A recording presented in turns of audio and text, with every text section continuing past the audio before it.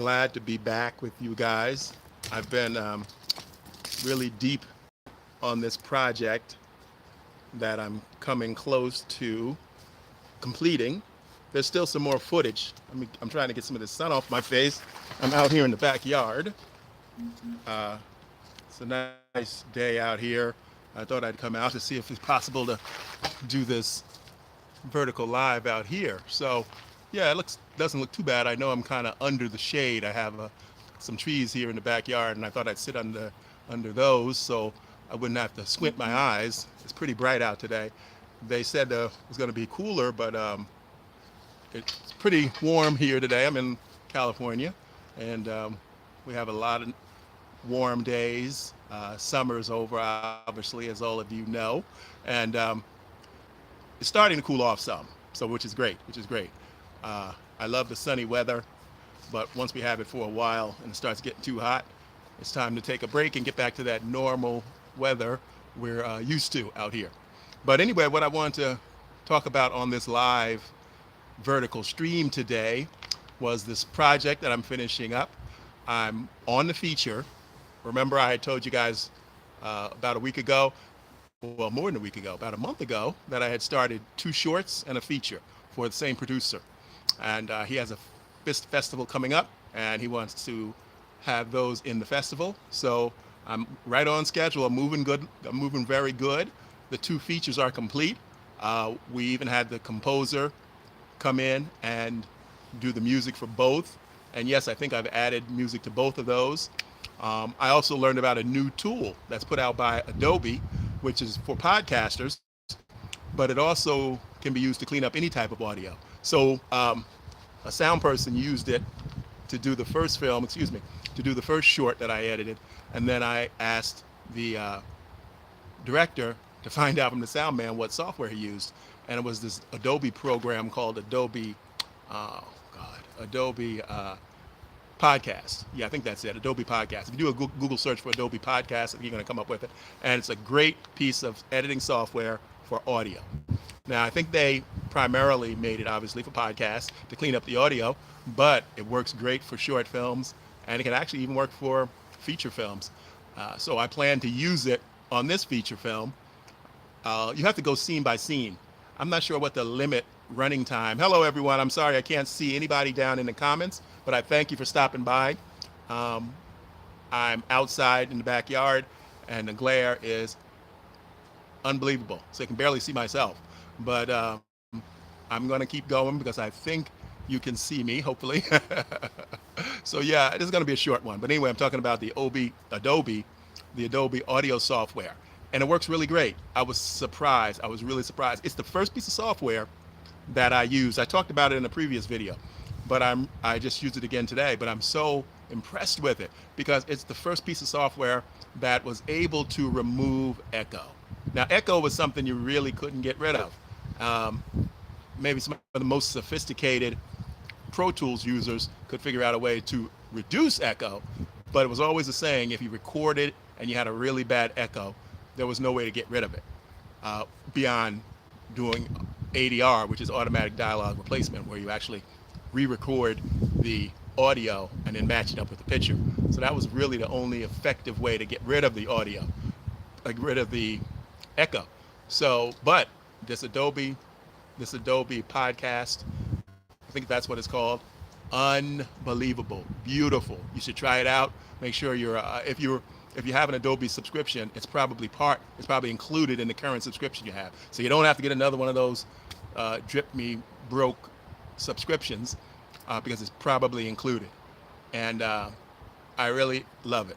And I'm going to be using it a lot in the future. So Adobe Podcast or Podcaster. But if you do a search for that, you'll find it. It's on the Adobe site. And I didn't even know about it. And it was included with my current subscription to Premiere. So I was able to use it on that project. And I'm going to use it on the feature I'm working on now. So I really recommend it. And you should check it out, even if you don't need it right now, to find out what it can do and what it can't do. Even if some of your audio, if you're editing video or you're working on a podcast, even if it sounds good, do a little test and run it through there and see if it makes it better. You don't want to make it worse, but see if run it through there makes it sound clearer because it removed that echo like unbelievable. I can't believe it. So I'm going to be using this from, whenever I need it, whenever I don't get optimum audio from a project I'm editing. So that was a lifesaver. And so again, I'm working on that feature. I made some good progress today. There are still some scenes that need to be shot. The director is going to be shooting them soon. And then when I get those scenes in, I'm going to edit, complete it, and add those new scenes in with everything else I've edited already. Here's a little tip. This is the tip that I want to give today. This is a new thing I'm going to start doing, making sure I specifically, when I come here on Vertical Live, that you get some value. You're not just listening to me talk about my projects that I'm working on. So the tip I want to give you, if you edit with any kind of nonlinear editing system, mostly all of them can do the same thing, have separate sequences. So what I'm going to be doing, this is if you get a project and you don't have all the media at once. What I did first, two tips in one. What I do on this particular project, when I get to a scene that I don't have the content for, I'll make a visual slate. Now you can make a visual slate any way you want. You can just have over black with whatever the scene numbers are that you're missing. And I've come across a number of sequences of scenes that haven't been shot yet. So I just put a placeholder, about a 4 or 5 second placeholder, and the scenes that belong there. So what I'm going to do so that I won't make a mistake when I'm trying to add those scenes in when I'm editing, I'm going to create a new sequence that represents those scenes. So you'll have your main sequence where everything is edited, and then you have your placeholders. So I'm going to take the placeholder and create a sequence that represents that, and start on a fresh empty sequence and edit. For instance, it's 5 scenes. That the first one has about 4 or 5 scenes that are missing that haven't been shot yet. So then I edit that together, and then once that's done and polished, then I take those scenes and I plug them into the master sequence. Because sometimes what happens is if you're trying to patch stuff in the middle and you've already edited a whole bunch, sometimes you can make a mistake and stuff can get out of line, or audio can get out of sync, or sound effects can get out of sync. So this is something I've done in the past a lot, and just one little quick tip I want to pass on to you guys. So if you're editing something and there's a sequence and there's scenes missing, start a new sequence and keep that sequence separate. Cut everything you need to do, and once it's done, grab that footage, copy, and paste insert into the master, into the master timeline. That's a little editing tip that I use. Or sometimes and I do that also too when I'm doing special effects. If I'm working on a film and a group of scenes or a scene has a bunch of special effects that are going to require a whole bunch of layers, I'll make that into a separate sequence. I'll do all the necessary editing in that blank sequence, and then once it's done, you can copy all that work you've done. Or sometimes what I even do too is I'll run off, depending upon what it is, I'll run off a new solid piece with everything compressed, and I'll put that into the real timeline. And then if you have to make changes, you can always go back to that work sequence, and I usually call them work sequence. So for instance, if it's a work sequence for scene 9, 10, and 11, that's what I'll call it. And that way, if something needs to be changed, you can go back and change some of the special effects if they didn't work out, or if you just need to make changes. So that's using multiple sequences. So that's going to be the tip for this Vertical Live. Again, I'm James Tucker. You'll find my website, I keep saying website, my channel below. And I do have a website, but I rarely use it anymore. So I always direct people now to my channel here on YouTube, because that's where I'm doing all my content and keeping you guys updated and creating all my new content here for YouTube. So my website is still going to serve me for my clients. As a matter of fact, I'm in the process right now updating my website. We're changing the look of it and the focus of our website also. I mean, we're still going to be doing editing and video creation and content creation, and because we've started doing a lot of animation with some programs that are available on the internet. So there's a number of animation programs that are available, and a lot of businesses have started using those. And we started about 5 years ago using the animation for some of our business clients, and it really started picking up. It really picked up way more than our normal shooting of video. So again, when you have a business and things start to change, you have to pivot. So that's what we did.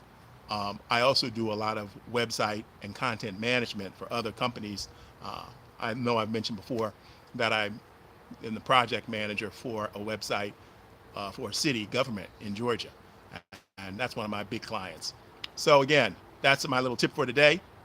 Please follow the links below. Check out my YouTube channel.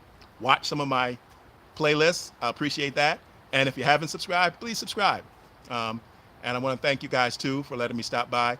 I was really busy the last 2 weeks, so I haven't been doing my vertical lives as often as I had. So I'm going to I'm going to get back to doing it regularly, at least once a day, with the hope of maybe doing twice a day.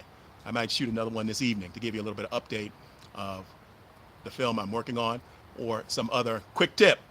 So remember, using sequences as you edit a project is a great way to create without messing up your whole main timeline if you need to make changes. And I always use a new sequence when I need to make substantial changes, because you want to make those changes first and you can focus on that without worrying about moving anything down the timeline or behind the timeline based on where you're editing. So thank you for joining me today. I will try to get back again this evening, but definitely I'll be back on again live. And Sundays, I'm always here at noon doing a vertical live stream from my channel, not vertical, horizontal on Sundays. And I answer your questions. If you have any questions, feel free to stop by Sunday at noon, Pacific time, California time, Los Angeles time, based on whatever your timeline is. So Sundays at noon, I'll be around, and I hope to see you there. Thanks for stopping by. I'll see you later on this evening or again tomorrow in the afternoon. Thank you.